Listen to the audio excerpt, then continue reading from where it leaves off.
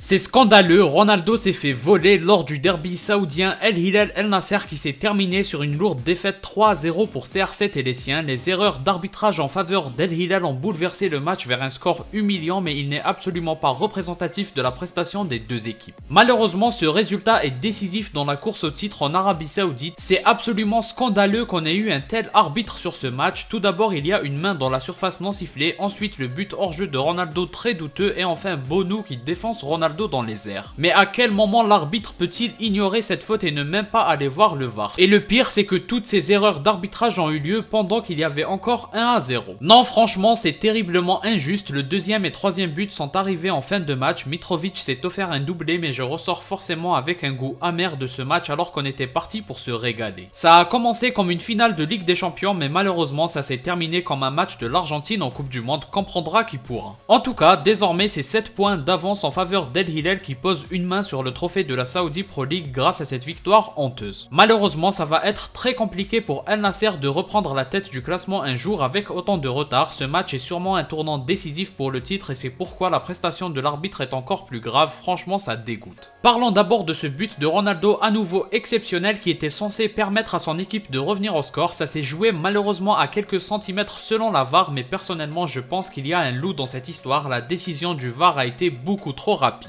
Je ne comprends pas comment ça a pu aller aussi vite et pourtant il y a juste un épaule plus avancé que l'autre sur l'image arrêtée. Si on arrête l'image un peu plus tôt, l'hors-jeu n'y est absolument pas, c'est vraiment trop frustrant. Ce qui est sûr, c'est que ça ne change pas du tout la qualité du but incroyable du GOAT. Et bien qu'il soit refusé, cette reprise plate du pied gauche est géniale. Bonou n'a absolument rien pu faire, Ronaldo ne lui a laissé aucune chance, il continue de nous bluffer avec son pied gauche. On va finir par croire que le sien est meilleur que celui de Messi, mais sincèrement, soyons honnêtes, c'est dingue qu'il soit aussi fort en finition avec son pied le moins dominant. Forcé de le constater, c'est encore un aspect très fort chez lui que l'on retrouve très rarement chez d'autres joueurs. Maintenant, je veux bien prendre du recul, à la limite, disons que le hors-jeu c'est la technologie, on ne peut pas remettre ça en question. Mais alors, quelle est l'excuse pour le penalty non sifflé scandaleusement sur Bonou qui défonce Ronaldo littéralement sur sa sortie? Il n'y a absolument aucune explication quant au fait de ne pas siffler le penalty sur ce coup-là, ça je suis désolé mais c'est indéfendable et inexcusable, une arnaque et un vol pur et dur. Je ne vais pas trop m'attarder sur le débrief du match parce que la tournure que ça a pris me donne juste l'envie de tout casser. C'est vraiment scandaleux et honteux d'être autant défavorisé et que le sort du match tourne autant à l'humiliation. La chance a été du côté de Mitrovic et El Hilal cette fois-ci malheureusement, mais on n'oublie pas la victoire en finale de Coupe arabe des clubs champions et c'est ça qui compte le plus. Pour dire quand même quelques mots d'analyse sur le match, l'intensité et l'ambiance du début c'était complètement fou. Mais vraiment c'est à croire qu'on était en train de voir une finale de Ligue des Champions, ça a duré une bonne demi-heure puis ça s'est calmé, mais les 10 premières minutes c'était occasion sur occasion, situation sur situation, ça ne s'arrêtait plus. C'était un pur régal. Alors certes pour les puristes, oui techniquement c'est très faible, mais c'est ce qui a permis un tel spectacle. S'il n'y avait pas eu autant de fautes techniques, il n'y aurait pas eu autant d'occasions et de situations d'une part et d'autre, mais c'est aussi pour ça que le score est resté à 0-0.